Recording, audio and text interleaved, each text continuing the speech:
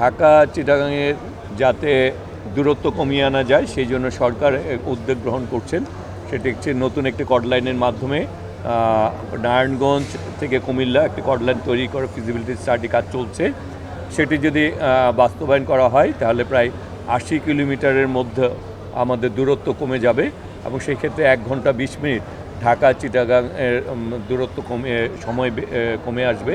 এবং সাথে সাথে আমরা চাচ্ছি যে ঢাকা চিটাগাং থেকে কক্সবাজার আরেকটি ট্রেনের ব্যবস্থা করা, যাতে করে কক্সবাজারে যারা যেতে চান তারা যাতে যাওয়ার মানে আমাদের এখানে 4 জোড়া ট্রেন চলে, সেটাকে 5 জোড়া করে মানে 5টি ট্রেন কক্সবাজার যাবে, 5টি ট্রেন কক্সবাজার থেকে আসবে, সেটিও আমরা বৃদ্ধি করার জন্য কাজ করছি।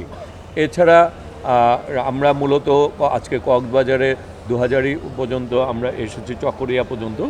সেটি হচ্ছে যে ওই চিটাগাং কক্সবাজার যে লাইনটি করা হয়েছে সে কাজ করার সময় অনেকগুলি গাছ কর্তন করা হয়েছিল, প্রায় 2,40,000 গাছ।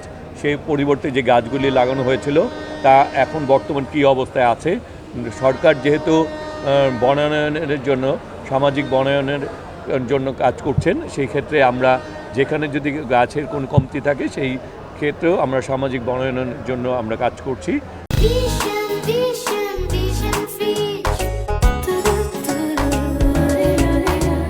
সেখানে রেল, বন এবং স্থানীয় সংসদ সদস্য সহ সামাজিক প্রতিষ্ঠানগুলি নিয়ে নতুনভাবে আবার বনায়নের চিন্তাভাবনা করা হচ্ছে। আর এই রেল লাইনটি করার জন্য তখন কোনো ক্ষতি কীভাবে কতটুকু ক্ষতি সেটিও পর্যালোচনা করে আমরা যাতে ঘাটতিটি পূরণ করা যায়, এ হচ্ছে আমরা এই কাজগুলি পরিদর্শনে। আর মূল টার্গেট হচ্ছে যে আমাদের সক্ষমতা যতটুকু রয়েছে তার সর্বোচ্চ ব্যবহারের মাধ্যমে যাত্রী সেবাকে আরও উন্নত করা।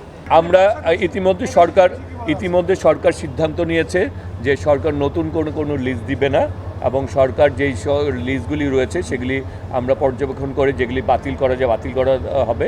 কারণ আমরা রেলকে সোলারের অনেক জায়গায় সোলারের মাধ্যমে আমরা নিজস্ব বিদ্যুতায়নের একটা চিন্তাভাবনা আছে। সুতরাং রেলের সম্পত্তি নতুন করে লিজ না আমরা আর দিব না, এবং যেগুলি আছে সেগুলি যেসব জায়গায় আইনি কোনো জটিলতা না থাকলে লিজ বাতিল করে আমরা পরিণত করব।